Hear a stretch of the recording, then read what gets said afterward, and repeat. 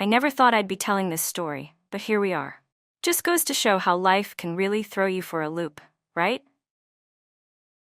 My name's Addison, I'm 32, and I'm sitting here in my childhood bedroom in Missouri, trying to figure out where everything went wrong. Actually, that's a lie. I know exactly where it went wrong. My ex-husband Leo couldn't handle a joke, and his fragile ego ruined everything we built together. Let me back up though. I met Leo 3 years ago at this Chili's where I was working.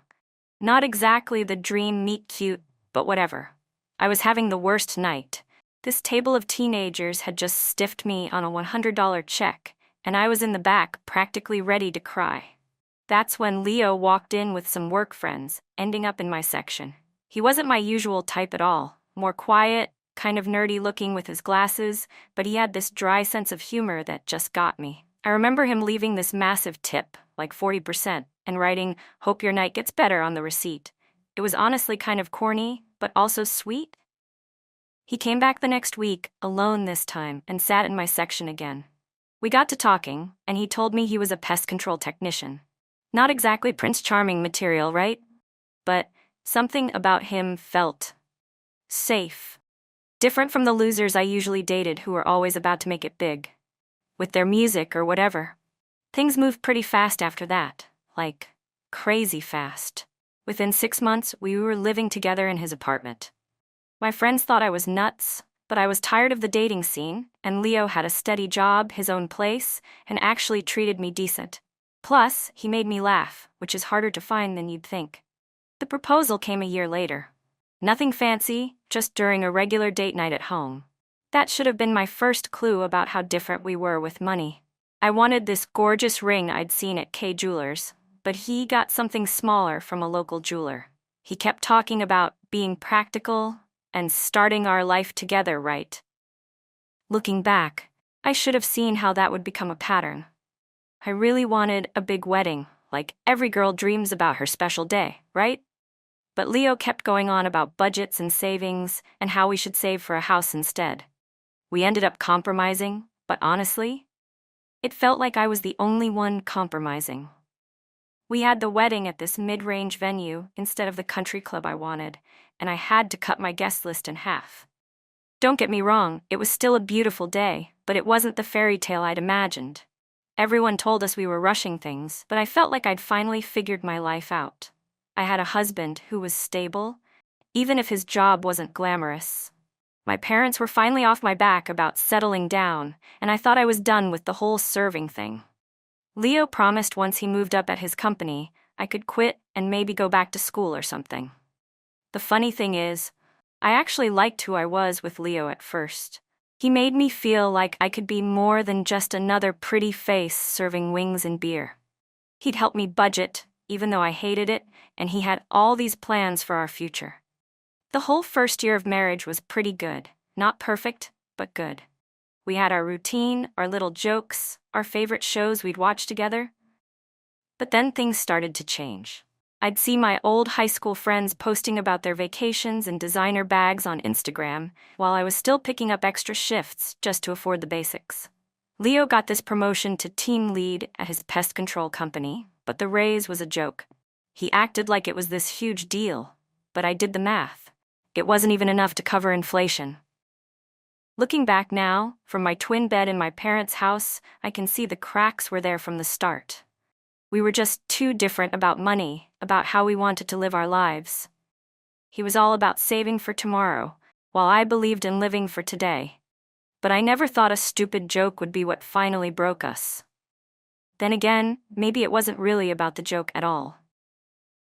God, I need a drink just thinking about what came next. That company dinner changed everything, and not in the way I thought it would. But let me tell you how things started getting weird before that whole mess. So there I was, still serving at Chili's, while Leo was doing his pest control thing. He'd come home all proud about killing bugs or whatever, and I'd try to be supportive, but inside I was dying. Like, this cannot be my life forever, you know? I'm too pretty to be living paycheck to paycheck. My friend Kaylee from high school, who wasn't even that cute in school, was posting about her passive income streams and showing off her new Mercedes. Meanwhile, I'm driving a 2012 Honda Civic that makes this weird noise when I turn left. I started following all these finance girls on TikTok, and they made everything sound so easy. They were talking about multiple income streams and being your own boss. It got me thinking, why am I breaking my back carrying trays when people are out there making bank just posting pictures? Leo didn't get it. He'd just roll his eyes whenever I brought up anything about online business or social media marketing. Things got even more tense when his company started doing better. They landed this huge contract with some fancy apartment complex, and suddenly everyone was acting like they'd won the lottery. Leo got this team lead promotion, which basically meant more work for like $2 more an hour.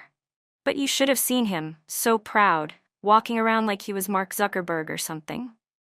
They planned this big celebration dinner at Texas Roadhouse. Real fancy, right?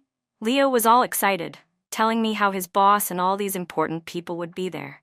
He even bought a new tie, which was a big deal considering how cheap he usually is. The whole week before, he kept coaching me about how to act, what to say. Just be professional, Addison. Like, I don't know how to act in a restaurant. Hello, it's literally my job. I should have known something was off when he asked me to dress appropriately. What does that even mean? I'm not some charity case who doesn't know how to dress for dinner.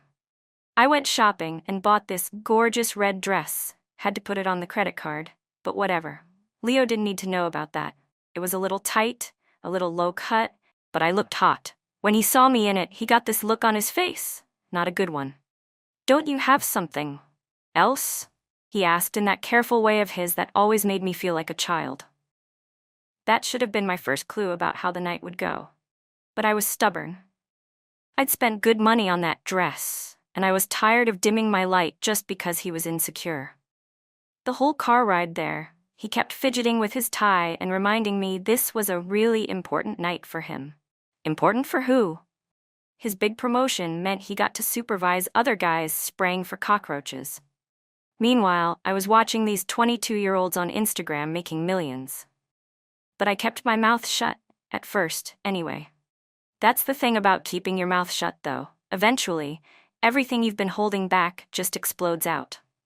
And boy, did it explode. The dinner started fine. Boring, but fine. Just a bunch of guys in cheap suits talking about pest control like they were solving world hunger. Then his boss came over to our table, and everything went straight to hell. I'd had a few margaritas by then. They were the only thing making the boring shop talk bearable. Leo's boss, this guy Mike, came over with his wife who was wearing this totally basic department store dress. He actually had the nerve to act impressed with my dress. Like, wow, that's quite a dress, Addison. Must have cost Leo a pretty penny. I don't know what came over me. Maybe it was the margaritas. Maybe it was hours of listening to them brag about their amazing quarter of killing bugs, or maybe I was just tired of pretending to be impressed by all of it. I laughed and said, "Oh, honey, Leo couldn't afford this dress if he worked overtime for a month. But don't worry, I'm thinking about starting an OnlyFans. Then I can buy my own designer stuff." The whole table went quiet, like dead quiet. You could hear the ice clinking in glasses 3 tables away. Leo's face turned this shade of red I'd never seen before. His boss Mike kind of coughed, and his wife was suddenly super interested in her bread roll. But something in me just snapped. Instead of reading the room and shutting up like a normal person, I doubled down. "What? It's just a joke. Unless..." I winked at Mike. "I mean, I could probably make Leo's yearly salary in a month. Some people know how to appreciate what they see, right?" Leo tried to laugh it off, but his laugh sounded like he was choking. He put his hand on my arm under the table, not rough, but definitely a "please stop talking" squeeze. That just made me madder. Who was he to try to shut me up? "Addison," he said through gritted teeth, trying to sound normal. "Maybe we should get some fresh air?" "Why?" I shot back, way too loud. "Am I embarrassing you?" "Sorry, I'm not sitting here pretending that killing cockroaches is God's gift to humanity. At least OnlyFans is honest work. We're all selling something, right?" Mike's wife excused herself to the bathroom. Other tables were starting to stare. One of Leo's coworkers was looking anywhere but at our table, and his wife was whispering behind her hand to the woman next to her. The rest of the dinner was a disaster. Leo barely spoke 2 words to me, just kept up this strained conversation with his colleagues, while I sat there getting more and more angry. Like, why was I the bad guy? Because I made one joke? Because I dared to suggest there might be better ways to make money than crawling around people's basements looking for rat droppings? The car ride home was silent. Like funeral silent. I knew Leo was mad, but I didn't care. I was mad too. Mad about the tiny apartment we could barely afford. Mad about my Honda with the weird noise. Mad about watching other people live their best lives on Instagram while I was stuck in Missouri serving endless baskets of chicken wings. I had no idea then that this was just the beginning. That one tipsy joke was about to unleash a whole storm of drama that would change everything. But honestly, looking back at it now, maybe that's exactly what needed to happen. The next morning, Leo barely looked at me before leaving for work. Whatever, I had a late shift anyway, so I spent the morning taking gym selfies and posting them with captions about living my best life and ignoring the haters. I knew Leo's work friends followed me, and part of me wanted them to see I wasn't sorry. By that afternoon, my phone was blowing up. Apparently, Mike's wife had told her friend, who told literally everyone, about my OnlyFans comment. These women I'd met maybe twice at company things were suddenly acting like I'd committed a crime. One of them, Sarah, this super basic blonde who always bragged about her MLM success, actually had the nerve to message me about praying for my marriage. When Leo got home that night, he looked defeated, like completely drained. He told me his coworkers had been making these little comments all day, asking if I'd started my new career yet and if he was going to be his wife's manager. He acted like this was somehow my fault. "You humiliated me, Addison," he said, all quiet and serious. "My boss's wife won't even look at me now. Do you even care?" That set me off. "Oh, I'm sorry, is your boss's wife the one paying our bills? Because last time I checked, we're both still driving cars that belong in a junkyard. Maybe if you actually made decent money, I wouldn't have to joke about finding other ways to make it." Instead of fighting back, he just got this sad look on his face. "Is that really all this is about? Money?" "No, it's about respect," I snapped. "It's about you being more worried about what these random people think than about your own wife's happiness." That's when I decided to really show him what humiliating looked like. I put on my smallest bikini and did a whole photo shoot in our apartment. Nothing explicit, but definitely spicy. Posted them all over Instagram with captions about embracing my confidence and not letting anyone dim my light. The likes started rolling in immediately. My work friends were living for it. Especially Madison, this 21-year-old server who always told me I could be a model. She started hyping me up, telling me I should start posting more content like that. "Girl, you could make bank," she kept saying. "Don't let him control you." Leo saw the photos and completely lost it. We had this massive fight where he kept saying I was acting out and needed help. He actually suggested I talk to someone about my attention-seeking behavior. Like, excuse me? Just because I'm not trying to fade into the background like his boss's cardigan-wearing wife? "Take them down," he said. Not asking, telling.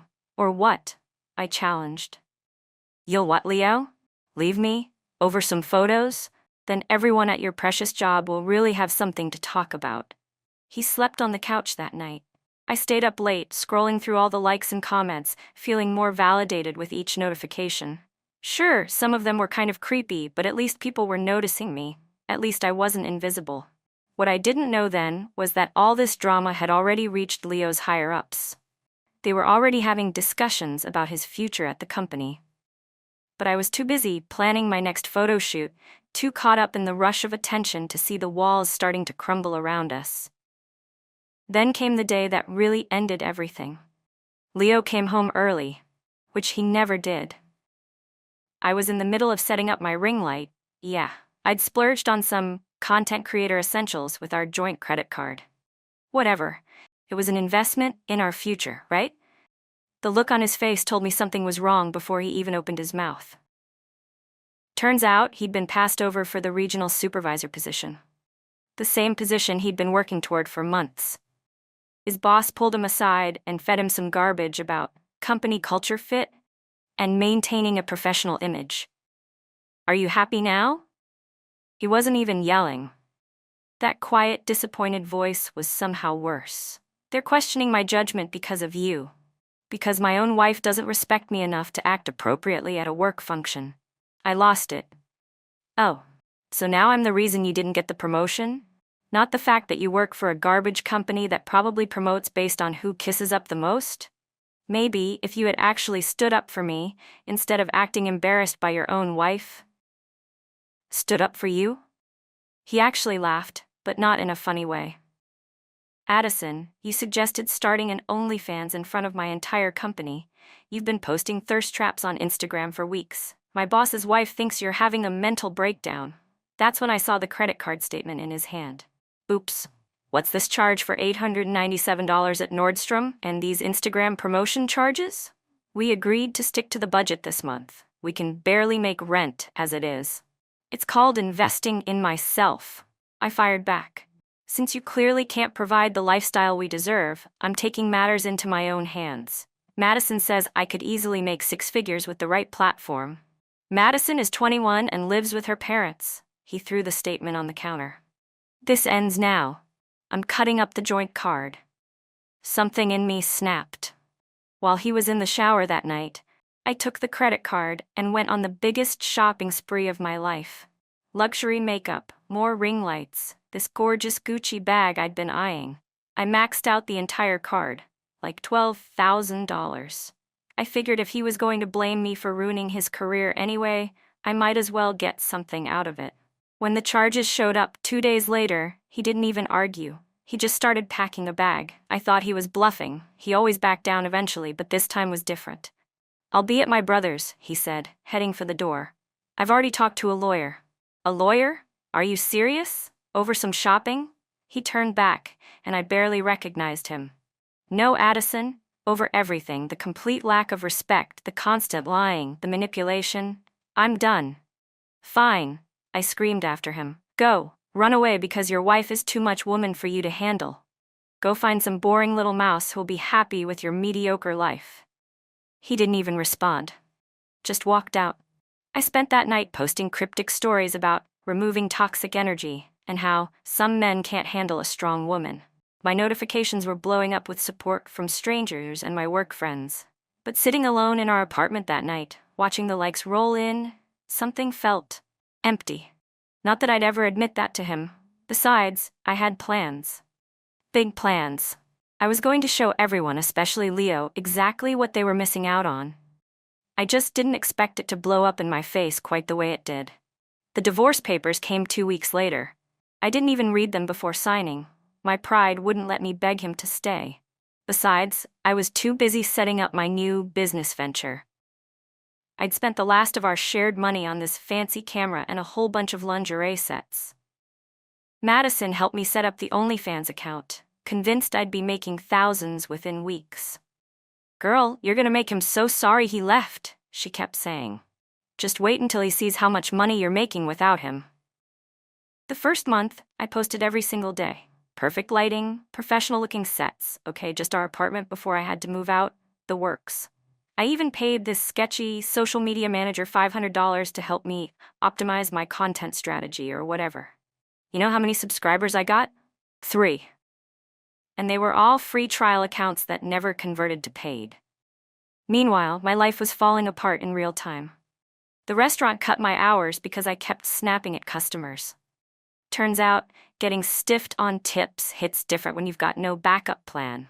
My landlord gave me notice because the rent check bounced. Apparently, Leo's brother had helped him freeze our joint accounts after the shopping spree incident. Madison and all my other supportive work friends suddenly got really busy when I needed help moving out of my apartment. Real convenient timing. My parents were the only option left, and let me tell you, moving back into your childhood bedroom at 32 is not the flex I thought I'd be making this year. The final humiliation?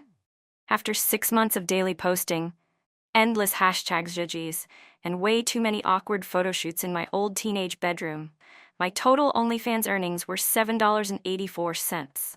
Not even enough to cover the premium subscription I bought to study other creator strategies. My parents found out about the OnlyFans thing when my mom borrowed my laptop to look up a recipe, and my creator dashboard was still open. The look of disappointment on her face. I mean, whatever, I'm an adult, but still. Not my proudest moment. I deleted the account last week. All those posts, all that investing in myself, gone. My credit score is completely trashed from the shopping spree. I'm back to serving at a different restaurant, one where nobody knows about my failed entrepreneurial journey.